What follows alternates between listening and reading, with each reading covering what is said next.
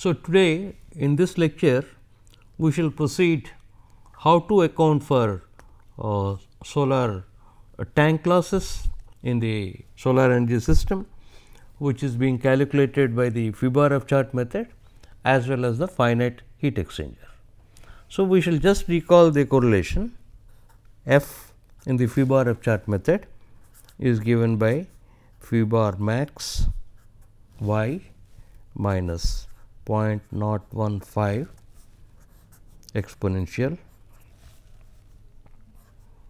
3.85 f minus 1 times 1 minus exponential minus 0.15 x dashed times standard storage to actual storage ratio raised to the power 0.76. So, this takes into account the non-standard storage.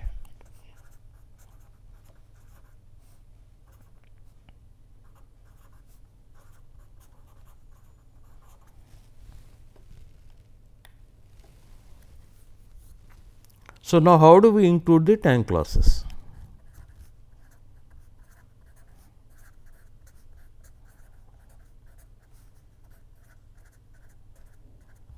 If the tank is at a average temperature of T t, it will be losing heat at a particular rate depending upon the overall loss coefficient of the tank multiplied by the surface area of the tank times the temperature difference of the T tank minus the surrounding T A dashed.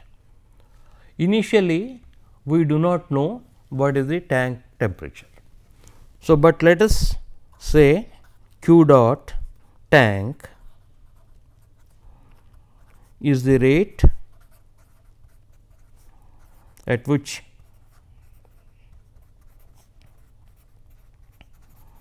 energy is lost from the tank.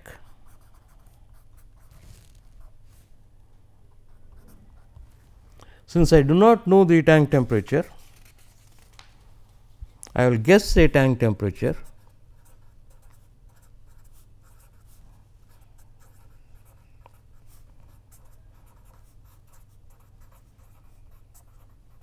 which may require iteration. So, this I will call it guess 1 and let this be T T 1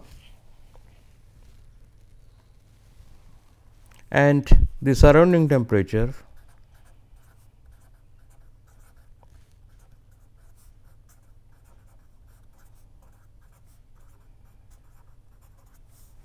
may be T A dashed.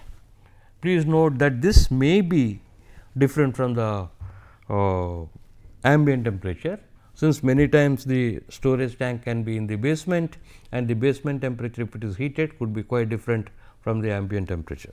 So, we will call it to keep it general T A dashed. So, Q dot tank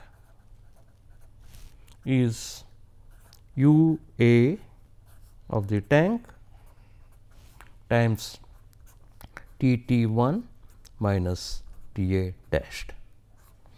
So, this U A tank is the overall loss coefficient watts per meter square degree C multiplied by the surface area of the tank. So, will be in watts per degree C, just like which we have introduced in calculating the space heating, the building heat loss coefficient U A H. If I integrate this Q dot tank rate over the month and assume this T T dash and T A dash remain constant or some average value, I will get U A tank. It should not differ so much with the temperature. T T 1 minus T A dashed times delta T, where delta T is the number of seconds in the month. This makes it joules. If U is in watts per meter square degree C, this will be so many joules, number of seconds in the month. Okay.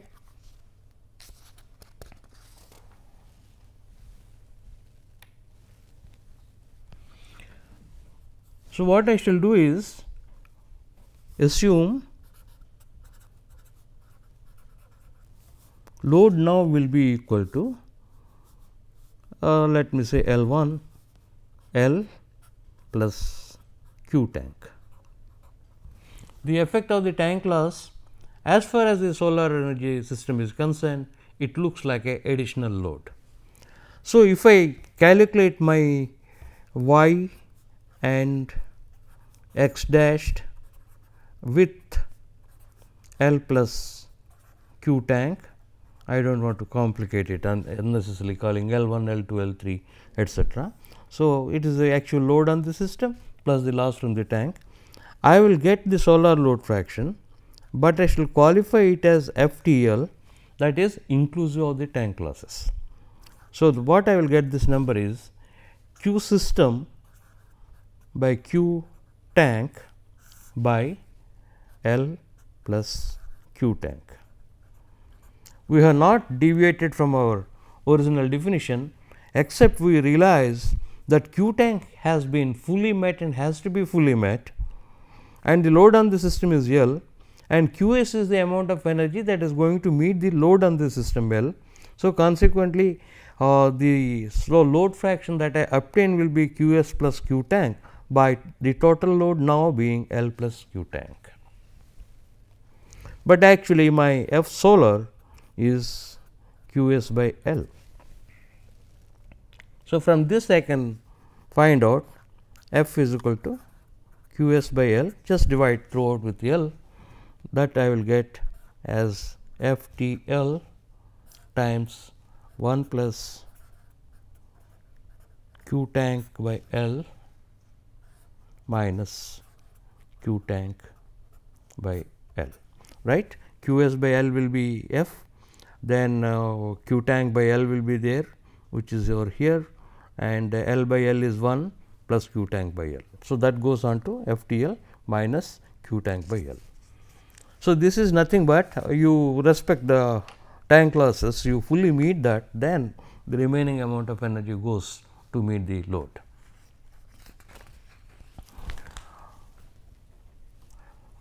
Now, there are two limiting cases, because I must have a way of correcting the T T 1, limiting cases to estimate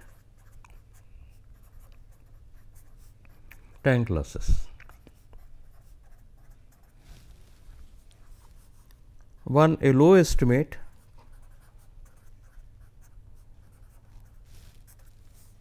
assume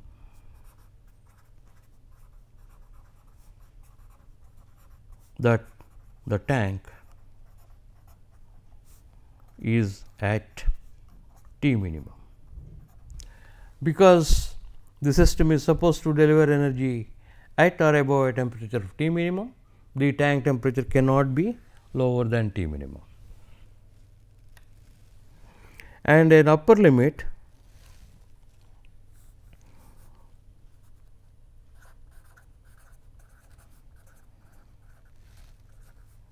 is the assume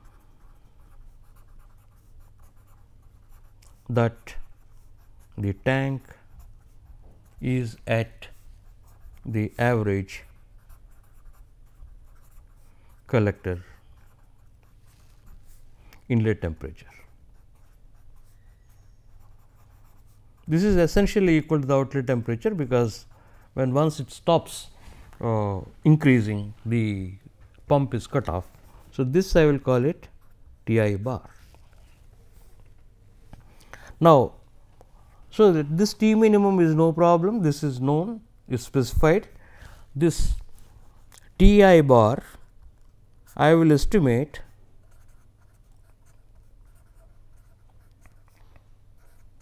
from phi bar relation. Since this is corresponding to a inlet temperature of the collector, based upon this inlet temperature there is a certain utilizability phi bar, and if there is a certain utilizability, what is the Ti bar temperature. Now, this is where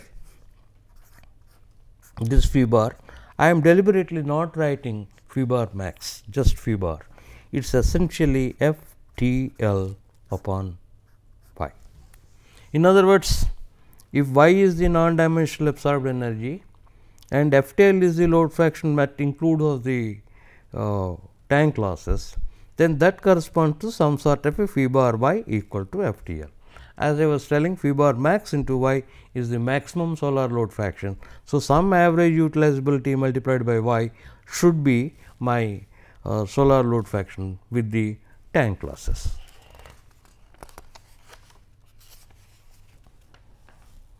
So, now the new tank temperature, or at least I have got a basis, should be somewhere in between these two numbers.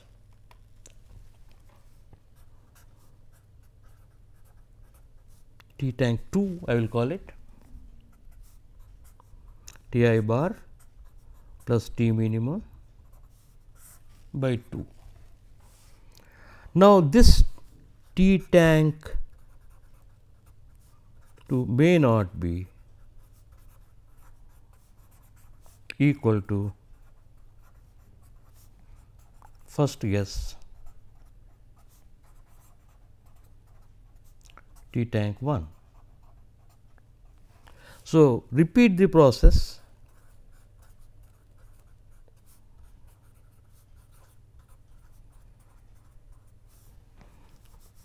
If T tank 1 minus T tank 2, to be make sure modulus is, let us say, greater than 0.1 degree C, or stop if T tank 1 minus T tank 2 mod is less than 0.1. In general, if we continue to iterate, I can write it as modulus of T tank n minus T tank n plus 1 mod is less than 0.1 degree C. So, you continue to this calculation n number of times until the difference in that estimated T I bar and T minimum by 2 is pretty close to the previous value you guessed as the tank temperature. So, let me quickly go through this again. So, that step by step, 1 guess T T, 2 calculate Q tank, 3 treat Q tank as an additional load,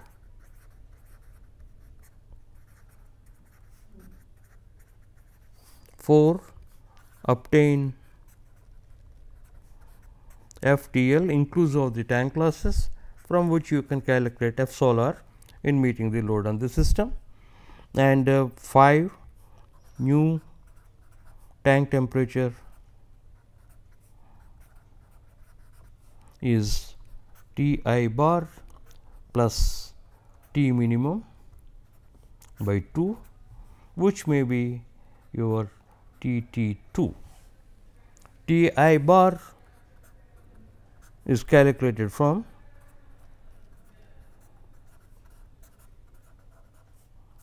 phi bar equal to F T L by Y. Because this is a function of exponentially a plus b times x c bar plus c x c bar square, I will find out an x c bar. From that x c bar, I will find out T I bar. Okay.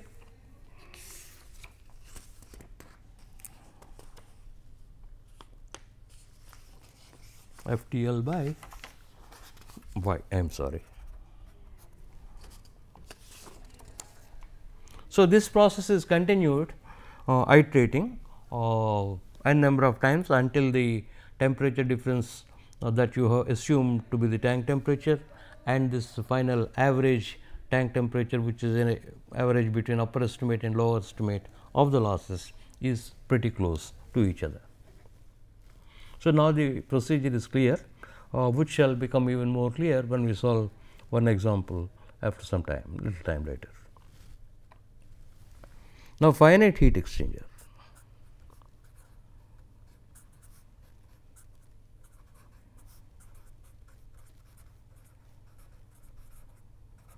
If you want to briefly say how the tank losses are accounted for, but for the iterative process and guessing, we might say that the effect of the tank loss is to enhance the load on the system by the amount that the energy is lost from the tank. Now, if you have a heat exchanger, from the tank it goes to the heat exchanger to meet the load.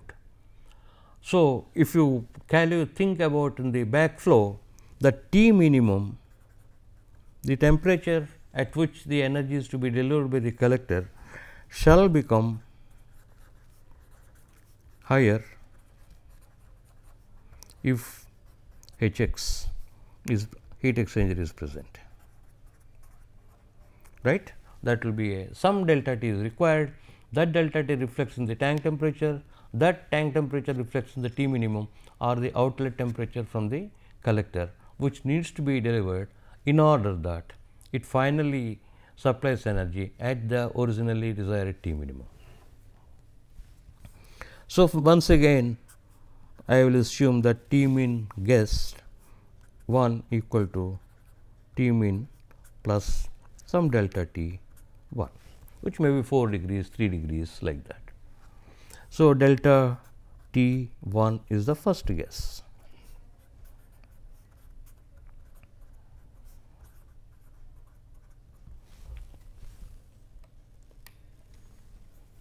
So, we follow a phi bar F chart procedure.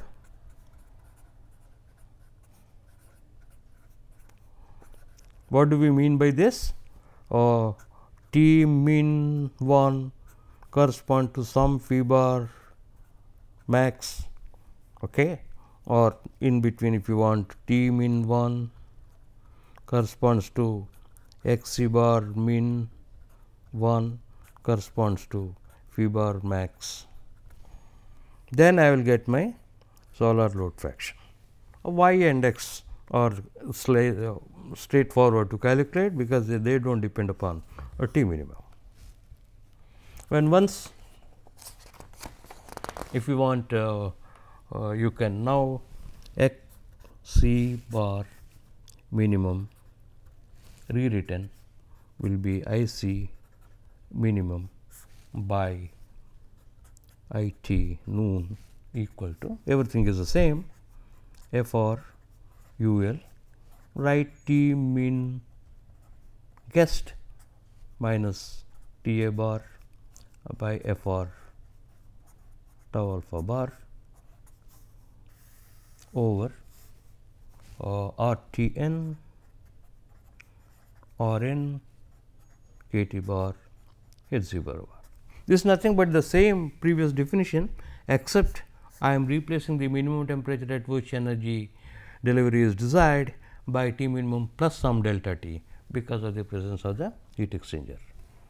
Now, if F is the solar load fraction, that means phi bar I have already calculated, x c corresponding phi bar max, x c bar minimum, and we know y and x dashed, and we know F. So, if F is the solar load fraction, that multiplied by y is the useful energy that is being sent. So, that will be equal to Q s by, I will explain again, delta tau L by epsilon L C minimum. The energy that is going to meet the load on the system is F nothing but L product by delta tau L, will make this is number of seconds that the load operates, that the load exists. it may not be 24 hours, it may be let us say 12 kilowatts for 12 hours a day by epsilon L C minimum.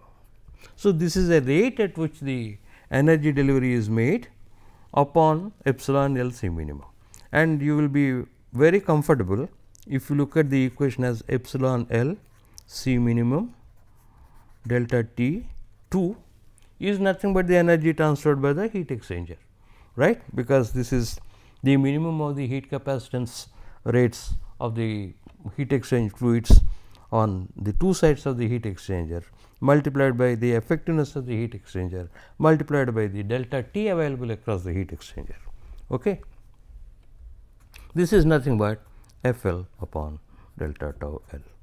So, F L is the total amount of energy supplied over a period of delta tau L. So, this is the rate at which the energy is supplied, and that should be matched by the heat exchanger of effectiveness epsilon L and the minimum capacitance of C minimum with a temperature difference of delta T 2.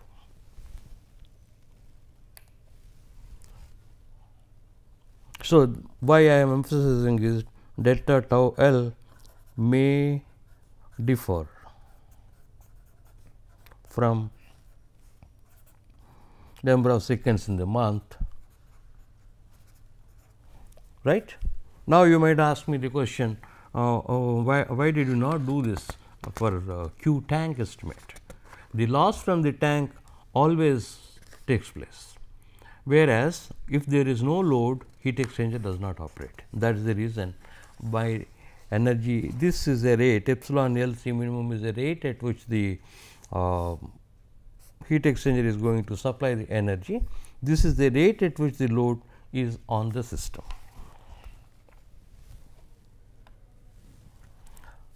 So, again we will set up that same condition. First guess, the difference between these two should be, let us say, 0.1 degree C, or else repeat if is greater than 0.1 degree C. So, you always come out with delta T 2 and then go and re-estimate your x c bar minimum and then the solar load fraction. Okay. So, in a nutshell, that once again the heat exchanger effectively increases T minimum. So, the procedure is T min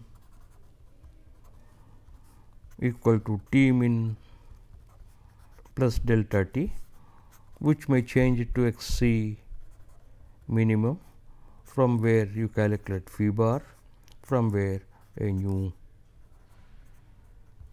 f.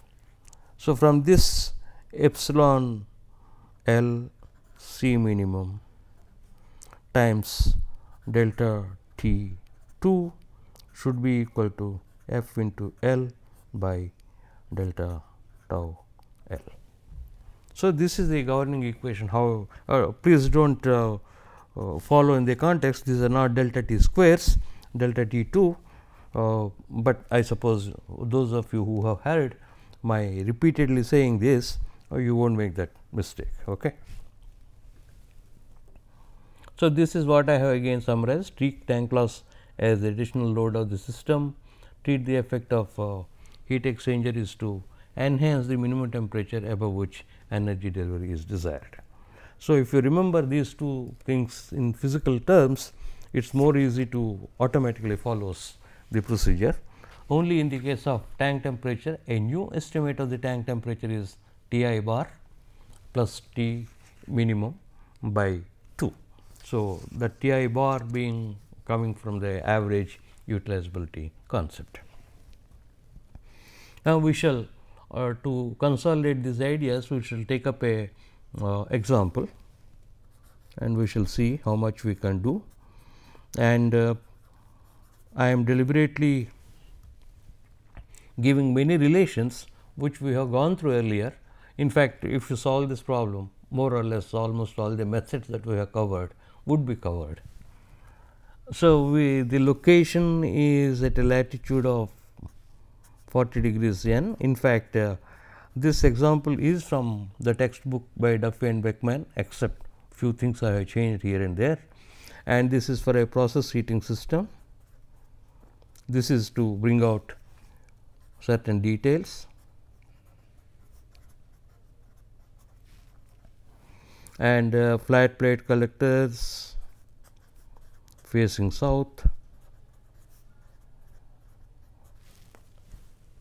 and the slope beta is equal to 40 degrees, area AC equal to 50 meter square, and the collector parameters are FRUL is 2.63 watts per meter square degree centigrade, and FR tau alpha normal. In fact, these values we have used in other publications also. This is sub T minimum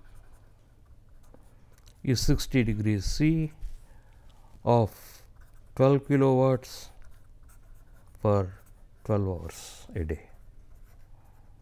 Okay.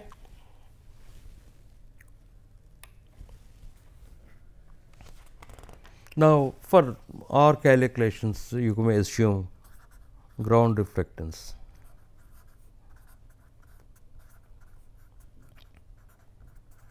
to be 0.2. So, the characteristics you should note is, of course, the location, slope, flat plate collector, the collector parameters, and then the minimum temperature and the total load. And of course, this is the area that we have provided. What is the solar load fraction that comes out, which may not know? We do not know a priori. The idea is to calculate it. And if you plot the annual solar load fraction, it may be something like this. And if you have this is 50 meter square, this may be 0.52. Whereas, if you make any one monthly calculation, so for January it may be less, for June it may be more, because the solar radiation is more and the load on the system is constant, it is 12 kilowatts for 12 hours a day. So, I will take the data of January, which you can calculate from the TM/2 also. H bar is 8.6 megajoules per meter square day. In order that there is no ambiguity, the monthly average daily radiation on a horizontal surface is 8.6 megajoules per meter square day, and the ambient temperature is T A bar is equal to minus 5 degrees C. Now, only a difference is, if you take a location from India, typically T A bar may be 10, 15, 20, whatever, even in the month of January. So, first, since we know we are going to use phi bar F chat method, my first question will be, what is the critical radiation level? So that I try to put it in the form that you proceed, so that the methodology is remembered. What is the non-dimensional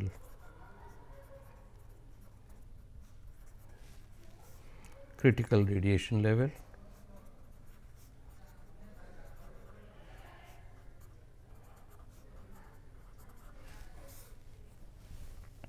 And then you have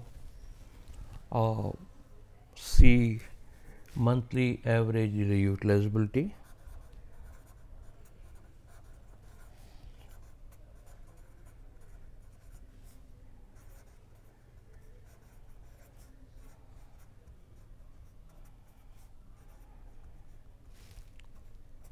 and what is the solar load fraction met by the system.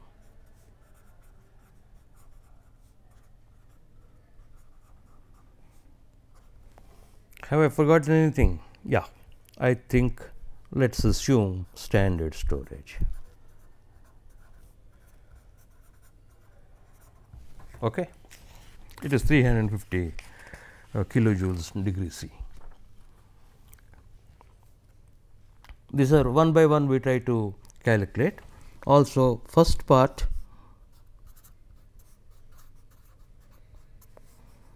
negligible tank losses,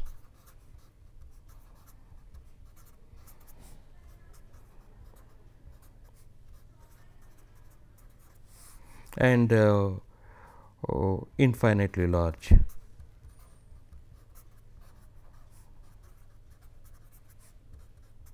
I suppose those of you who are familiar with heat transfer, you would not find it surprising when I say infinitely large heat exchanger. It is nothing but saying that delta T is 0 across the heat exchanger.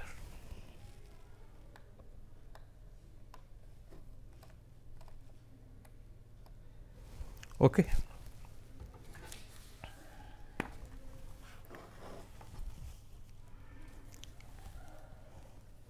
So, first we need the mean declination.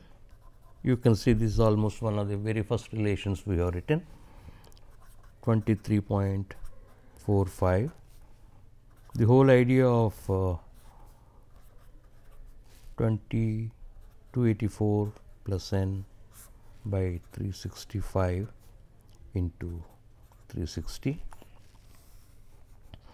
that will be equal to 23.45 times sine 284 plus 17 by 365 into 360. Of course, n is equal to 17 from the table, or you can use n is equal to 15 for January 15 without much it does not make a second decimal. That should be minus 20.9 degrees. It may be 0.88 or 0.92, I do not know the nonlinearity. So, this is the mean declination from which we calculate the sunset hour angle omega s, which is once again cos inverse minus tan phi tan delta, which is, do not worry about this delta and delta m, we are making only mean day calculation. So, even if you forget the subscript, it means it is a single number in this problem. Okay.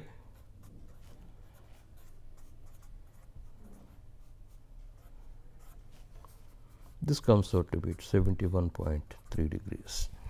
So, this is lower than 90 as can be expected at fairly high latitude, and in January it will be less than pi by 2, lower value.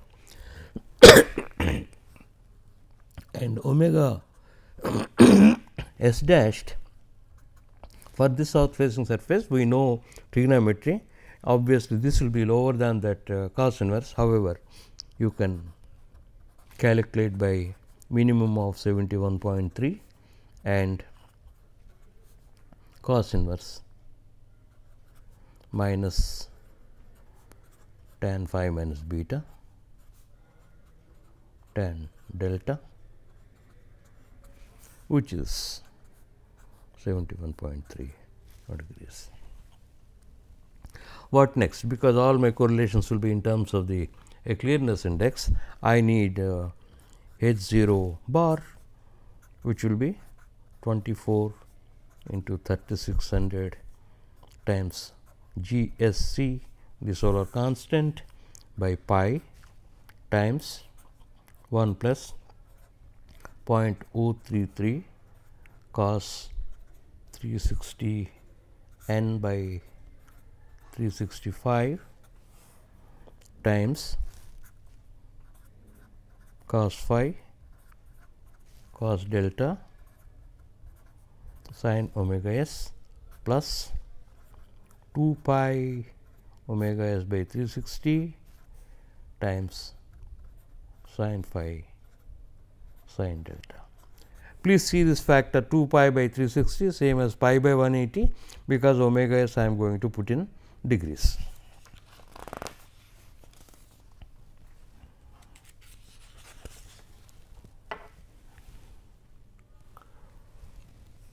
That is once again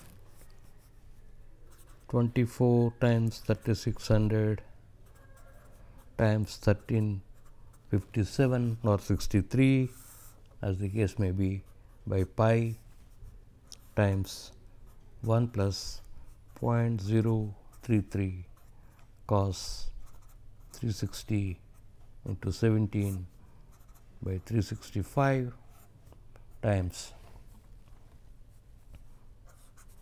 cos 40 cos minus 20.9 sin 71.3.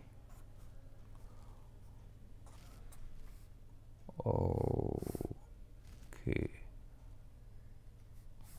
fine, it's all right, not necessary, plus 2 pi into 71.3 by 360 sin 40 sin minus 20.9. You can check up with your relation which we have given n number of times, that comes to 14.4 megajoules per meter square day.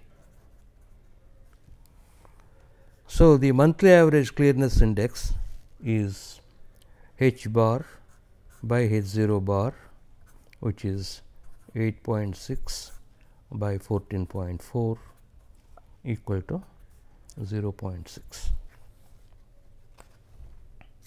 Okay. So, from this we can calculate again monthly average daily diffuse fraction. This is Collatz-Pereira-Raoult's correlation again.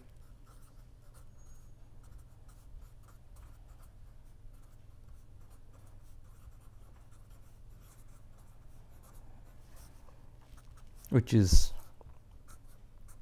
0.775 plus 0.006553 times omega s minus 90 minus 0.505 plus 0.00455 times omega s minus 90 times cos 115 kT bar minus 103. Please check these equations in the brackets. I think I am copying all right, but sometimes there may be mix up. 0.3 is reasonably expected in the ballpark value.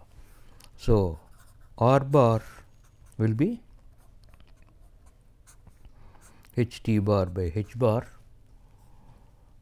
which can be written as 1 minus h t bar by h bar. Now, you understand why we calculated this, times R b bar plus h t bar by h bar times 1 plus cos beta by 2 plus rho, which is 0.2, minus cos beta by 2.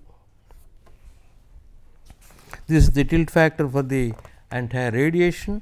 This is the beam component, direct component, this is the diffuse, this is the ground reflected. And you have your R b bar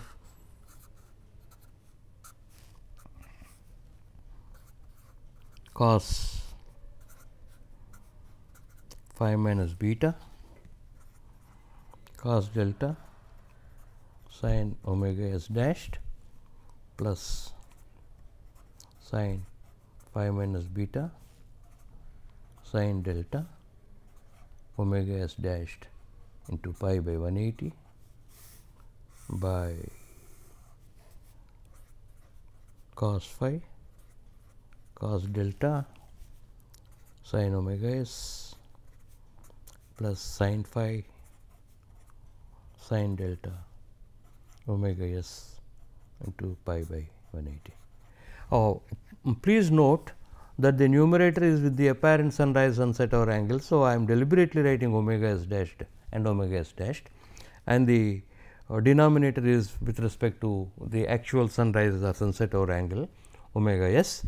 So, simply because these are numerically equal, do not interchange, that will become a bad habit.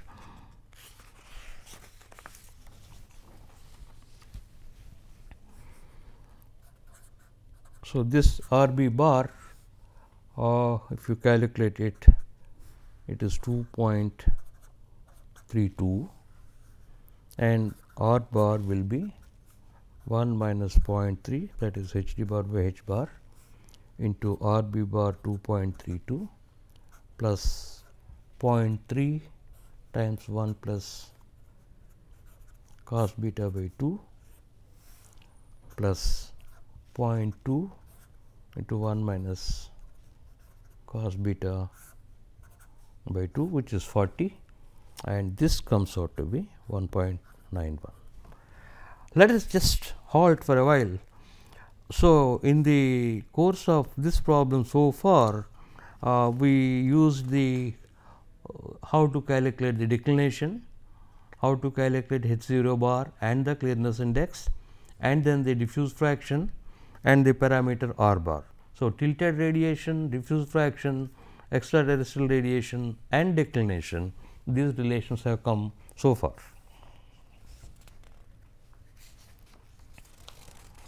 Now, we will go for estimating R t at noon time, because what was the first question?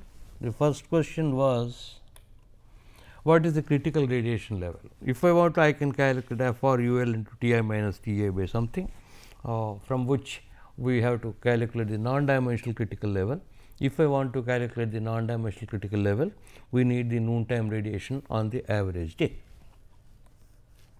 R T n is pi by 24 a plus b cos omega, again Colliers, Pereira and Raoul, these relations which we have written earlier, cos omega minus cos omega s by sin omega s minus 2 pi omega s by 360 cos omega s.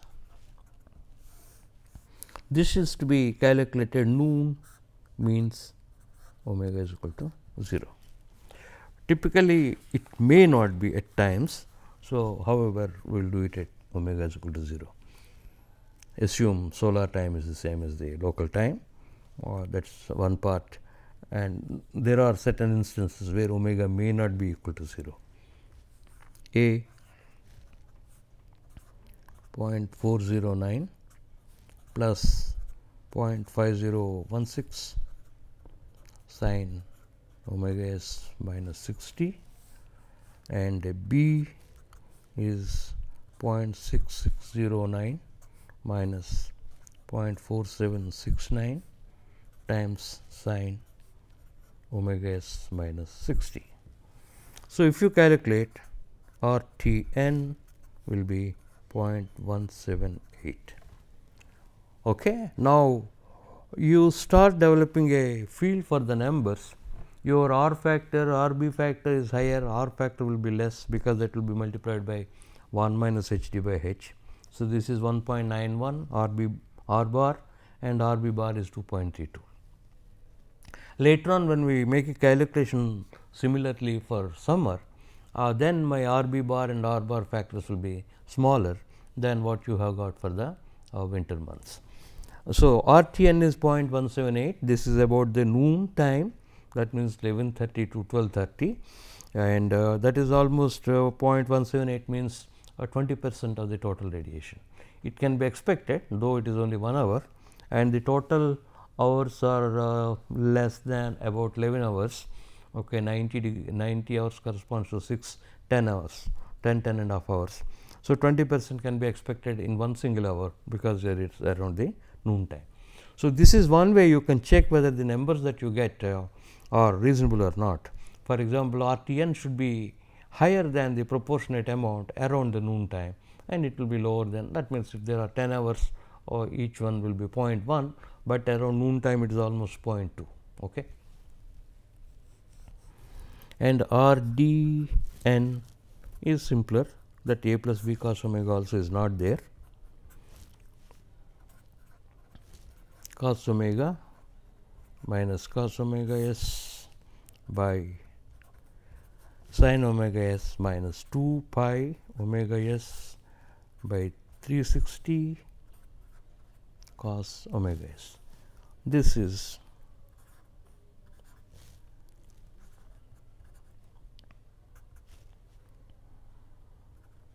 .164. Let me repeat, 0.164.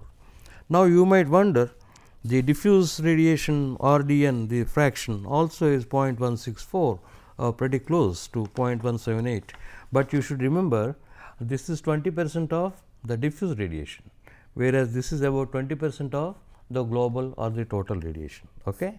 So, these numbers look similar, order of magnitude, they do not differ much, because one is normalized with respect to the global radiation and the other is normalized with respect to the diffuse radiation.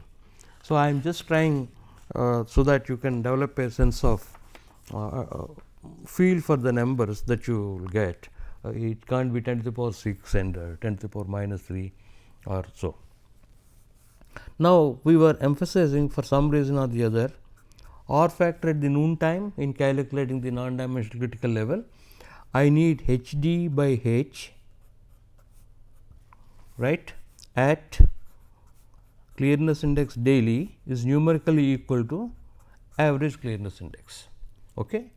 So, whereas when we calculated R bar and R b bar, we used H d bar by H bar, whereas when we are going to calculate R n, I will use H d by H. Again the Kollaros-Pereira-Raoult's correlation, but the individual daily diffuse fraction correlation. There may be different theories or the explanations for this. One simplest could be, this may be working better as a correlation. The other reason could be, since the critical level is going to be found out on the noon time equal to this solar radiation on the mean day, no matter what it is, mean day is a single day. So, we shall use the single day's diffuse fraction. In other words, for equating it, it will be the individual diffuse fraction that matters. Incidentally, k T bar is a number, that is all.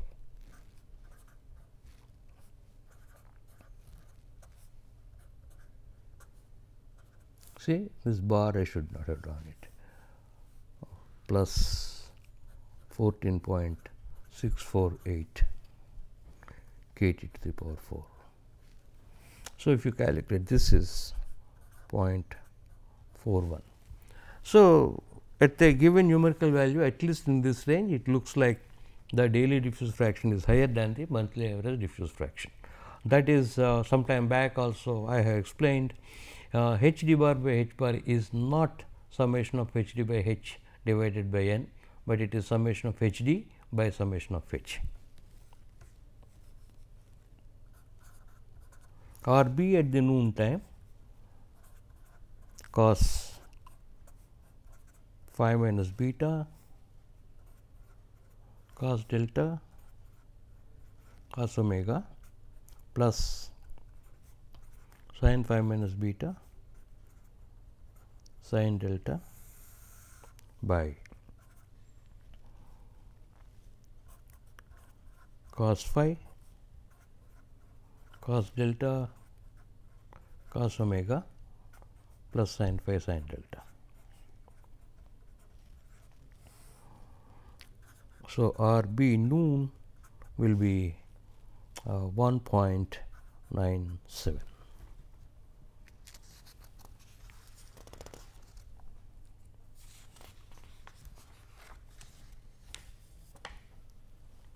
So, R n,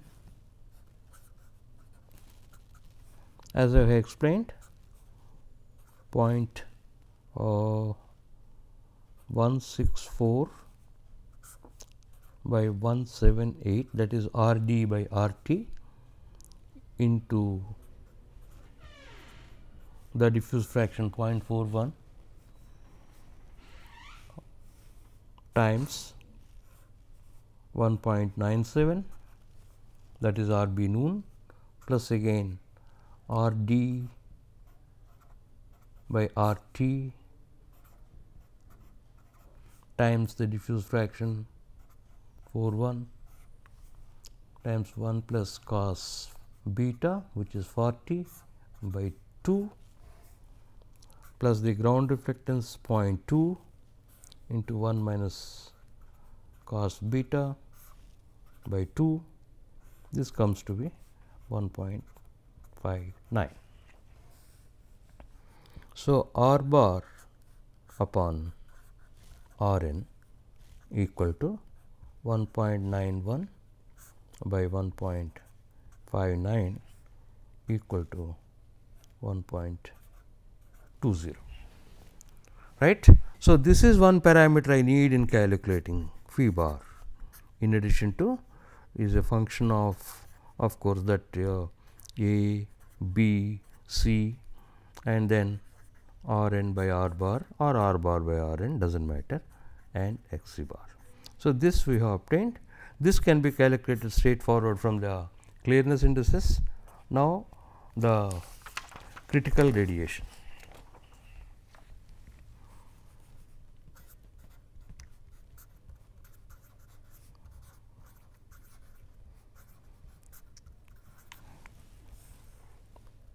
I see FRUL to T min minus T A times time is important, that is what I was telling. You have to put that factor by 0.72 into 0.94. This now you will have in 909,308 joules per meter squared in that hour. That will be 0.909 megajoules per meter squared hour. Okay. So, this is necessary, otherwise you will get a very small number.